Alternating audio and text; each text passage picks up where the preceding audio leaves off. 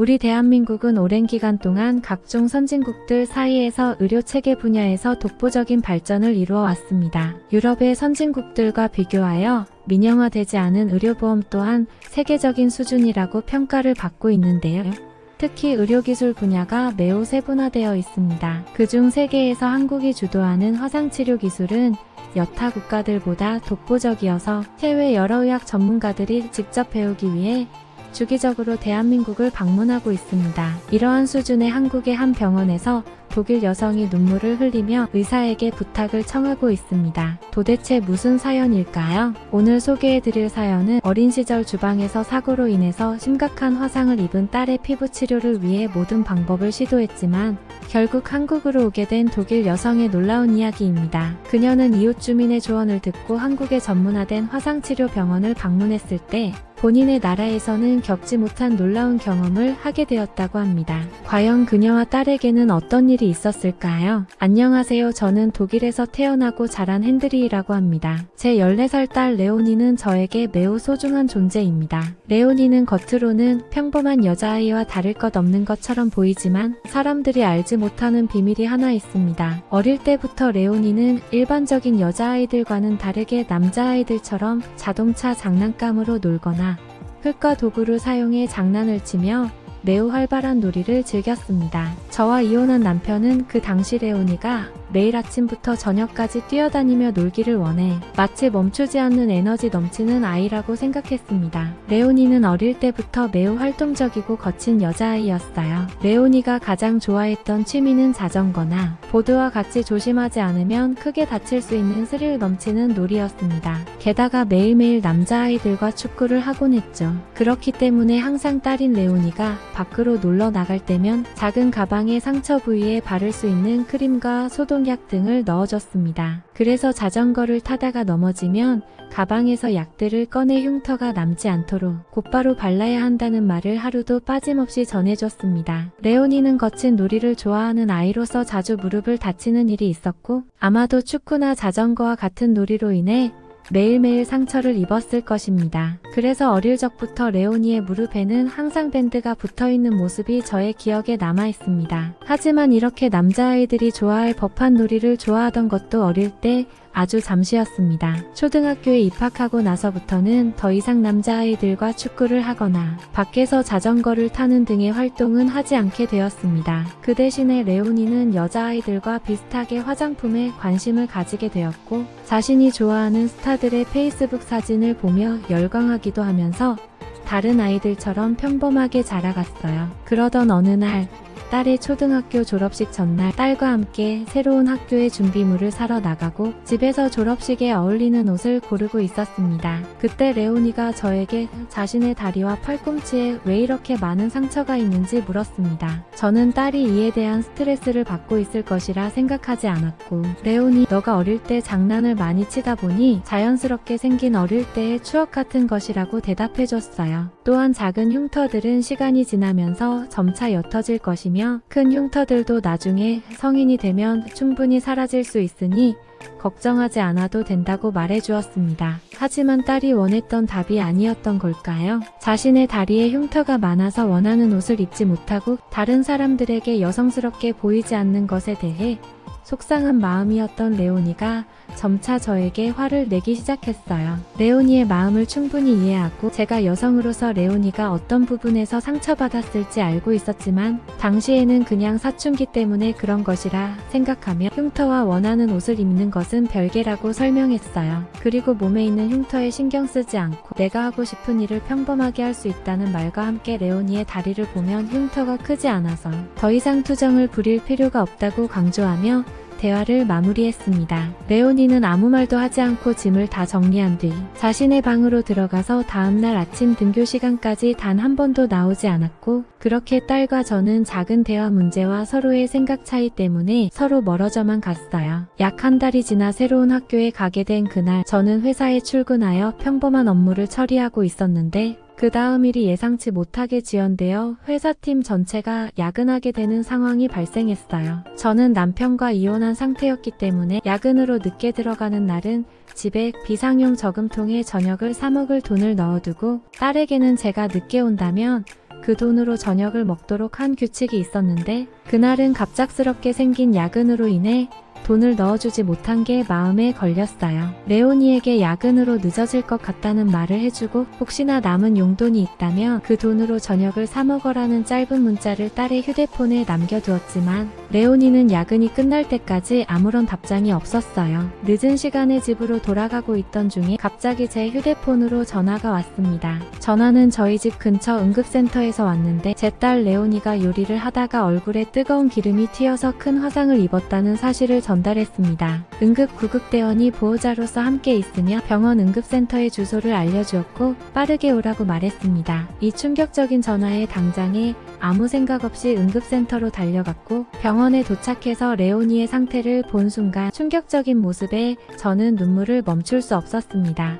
응급센터 의사는 화상 부위를 신속하게 치료했고 심각한 단계까지 진행되지 않았다고 말했지만 화상 치료가 완료된 후에도 흉터가 크게 남을 것이고 이로 인해 트라우마가 생길 수 있다는 경고도 했습니다. 너무나 절망적이었습니다. 추가적인 치료는 비용이 많이 들기 때문에 현재로서는 불가능하며 퇴원 후 주기적으로 병원을 방문하여 화상 치료를 받아야 한다는 조언을 해주셨습니다. 레오니가 배고파서 집에 있는 식재료로 요리를 하려다가 화상을 입었다고 말했을 때 이 상황이 다 제 잘못인 것 같아서 레오니를 안아주며 눈물을 흘렸습니다. 하지만 그날이 우리 가족에게 찾아온 불행이 본격적으로 시작되는 날이 될 것이라고는 상상하지 못했습니다. 레오니는 쾌활하고 명랑하게 지내던 예전 모습과 달리 사고로 인해서 밖에 나가지 않고 집에서만 보내는 시간이 점점 길어졌습니다. 학교가 끝난 후에도 또래 친구들과 함께 번화가에서 노는 것이 일상이었는데 어느 날부터인가 친구들과도 잘 어울리지 않기 시작했어요. 저에게 자신의 몸에 안 그래도 흉터가 많은 사람이라고 학교에서 놀림을 당하고 있는데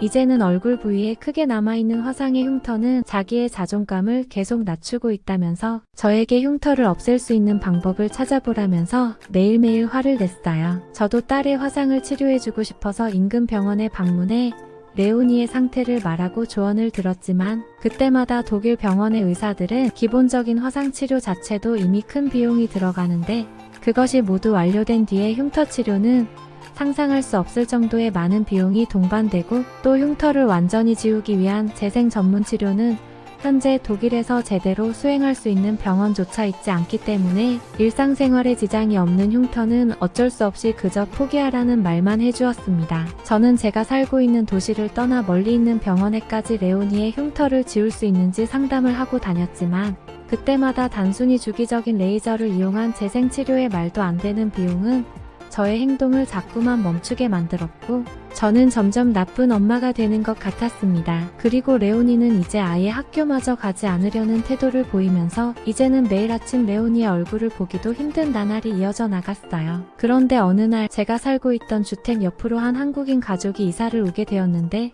처음으로 이사를 온 날 그 한국인 가족들은 저희 집으로 찾아와 한국의 전통 음식인 쌀로 만든 떡을 주면서 케이크와 비슷하니 한번 먹어보라는 말과 함께 앞으로 같은 동네 주민으로서 잘 지내자는 감사한 말을 해주었습니다. 남자의 사업으로 인해 독일로 잠시 왔다고 하더군요. 그렇게 집과 회사에서도 힘든 상황을 겪고 있던 저는 그 한국인 가족들과 점점 친해지게 되었고 왜인지 모르게 딸도 학교가 아닌 바로 집 옆에 한국인 가족들과는 그럭저럭 자연스럽게 지내면서 평소 한국에 관해 궁금했던 점을 그 가족들에게 물어보면서 한국인 가족들을 만나는 날에는 꼭 자기의 방문을 열고 직접 나와주었기에 저는 그 한국인 가족들에게 너무나 감사한 나날이 이어졌죠. 어느 날 옆집에 사는 한국 가족에게 레오니의 어려운 상황을 털어놓게 되었습니다. 그들은 한국으로 돌아가 한국의 명절을 보내기 위한 계획을 세우고 있었는데 그때 그들은 지인분이 강남에서 병원을 운영하고 있다며 그 의사분의 지인이 하는 흉터와 화상 전문 치료 병원을 함께 방문하는 것을 제안해 주었습니다. 그래서 저는 약 3주 후 회사에 장기 휴가를 신청하여 딸인 레오니와 그 한국 가족과 함께 인생에서 처음으로 한국을 방문하게 되었습니다. 레오니는 밖으로 나오기를 꺼렸지만 흉터 치료를 위해 한국에 가는 이유를 설명하자 조금 고민하는 듯 했지만 결국 무엇을 준비해야 할까라며 기대감에 다소 가득 찬 표정을 보였습니다. 한국에 도착한 순간 그곳은 독일과는 다른 매력을 가진 멋진 나라였고 저를 너무 설레게 만들었습니다. 하지만 제 목적은 딸의 흉터 치료 상담이었 상황이었기 때문에 들뜬 감정을 접어두고 호텔에 짐을 풀고 한국 가족과 함께 미리 예약해둔 흉터 전문 치료병원으로 바로 향했습니다. 그 병원은 서울의 빌딩들 사이에 위치한 큰 건물을 가지고 있었는데 이미 병원에 도착했을 때 레오니보다 더 크고 넓은 흉터를 가진 아이들과 성인들이 많이 모여 있었습니다. 저는 어째서인지 이 병원에서는 독일보다 더 효과적인 치료가 이루어질 수 있을 것 같다는 생각이 들었습니다. 그건 분명 확신에 가까운 생각이었습니다. 그리고 영어를 유창하게 구사하는 한국인 의사는 레오니의 상태는 현재 일상생활에 큰 문제는 없지만 청소년기 아이들에게는 트라우마를 일으킬 수 있는 흉터를 치료하기 위해서는 피부 이식 과정을 거쳐야 한다는 의견을 전했습니다. 또한 이러한 피부 이식 치료 과정은 생각보다 시간이 많이 소요되므로 제게 괜찮냐고 물었습니다. 그때는 사실 다소 당혹스러웠습니다. 저도 짧은 시간 안에 레오니의 완전한 치료는 어렵다고 생각했지만 약 2년 이상 주기적으로 병원을 방문하고 치료 과정을 단계적으로 진행하며 동시에 필요한 시술을 해야 한다는 말에 갑작스럽게 당황하였습니다. 2년 이상의 시간이 걸린다면 사실상 독일에서 한국으로 정착해야 할 문제이며 아직 저는 그러한 마음의 준비가 되어 있지 않았습니다. 또한 정착하지 않더라도 자주 왕복할 여력이 되지는 않을 듯 했습니다. 하지만 레오니의 피부 치료에 소요되는 비용은 정말로 독일과 비교할 수 없을 정도로 매우 저렴했습니다. 일정 기간의 시간만 필요하다면 현재 한국에서 사용되는 재생치료 기술로 레오니와 같은 문제를 충분히 깔끔하게 해결할 수 있다는 의사의 말을 들은 저는 결국 눈물을 흘리고 말았어요. 물론 이전처럼 피부를 똑같이 돌릴 순 없지만 어느 정도 일상생활이 가능한 수준에서 회복을 할 수 있다는 말에 너무 기뻤습니다. 결국 저는 어느 정도 생각한 뒤에 답변을 해주겠다며 상담실을 빠져나오게 되었습니다. 함께 병원을 방문한 한국인 친구가 제게 잘 얘기했냐고 물어봤습니다. 저는 그 친구에게 현실적인 문제들을 말했고 비용을 떠나서도 레오니와 저가 아예 한국에 정착해야 할 정도의 긴 시간이 필요한 것이 더 큰 문제라는 상황을 설명했습니다. 그런데 갑자기 그 친구는 오히려 잘 된 것 같다면서 자신이 알고 있는 친척이 여기 근처에 살고 있으니 엄청 짧은 시간은 아니겠지만 레오니가 치료 과정을 위해 주기적으로 한국을 방문하게 된다면 그의 친척이 레오니를 돌봐줄 수 있는지 물어보겠다는 말을 했습니다. 또한 만약 독일과 한국을 왔다 갔다 하는 비용적인 문제가 큰 걸림돌이 된다면 치료 과정 중에라도 레오니와 함께 지낼 수 있는지 물어볼 생각이라고 했습니다. 이 말에 저는 매우 놀라웠습니다. 그러면서 한국인 친구는 저에게 부담을 갖지 않아도 된다면서 요즘은 외국인들이 한국 사람들과 함께 지내며 문화를 이해하고 서로의 언어를 배우는 것이 친척분들에게 더 큰 도움이 될 수 있다고 말해줬습니다. 그 말에 정말 고마웠고 그로 인해 한국인 가족과 친구의 도움을 받아 병원비를 낼 수 있었고 레오니의 치료 과정을 시작할 수 있었습니다. 너무나 감사한 일이었습니다. 자신의 일이 아닌 타인의 일에도 모든 수단과 방법을 동원하여 도움을 주는 모습이 너무나 감사했습니다. 결국 레오니는 1년 6개월 정도 동안 그 친구의 친척분들과 함께 지내기로 하고 저는 몇 개월에 한 번씩 한국을 찾아 레오니의 상태를 살피기로 했습니다. 대화를 마무리하면서 그 친구의 친척분들은 레오니를 슬프게 만들지 않을 것이며 레오니는 치료에만 집중하면 된다는 말과 가끔씩 독일어를 가르치면 서로에게 좋은 일이라고 말해주었습니다. 그렇게 약 1년 6개월이 지났고 딸이 가지고 있던 큰 화상 흉터부터 작은 다리 상처의 흉터까지 모두 서울의 병원에서 깔끔하게 치료가 되었습니다. 만약 옆집에 한국인 가족이 이사오지 않았거나 한국에서 전문적인 흉터 치료를 받지 못했다면 이런 행복은 누릴 수 없었을 것 같습니다. 한국이라는 나라가 존재해 저와 제 딸 레오니의 행복이 지켜진 것에 항상 감사한 마음이에요. 라고 사연을 보내오셨네요. 여러분들의 생각은 어떠신가요? 힘이 되는 응원의 메시지를 남겨주시면 사연자분에게 전달해 드리도록 하겠습니다. 저희는 실제 사연 제보를 받고 있습니다. 저희가 전달해 드리는 사연이 시청자분들의 하루에도 작은 힘이 될 수 있었으면 좋겠습니다. 구독과 좋아요 그리고 알람 설정은 영상 제작에 큰 힘이 됩니다. 오늘도 좋은 하루 되세요. 감사합니다.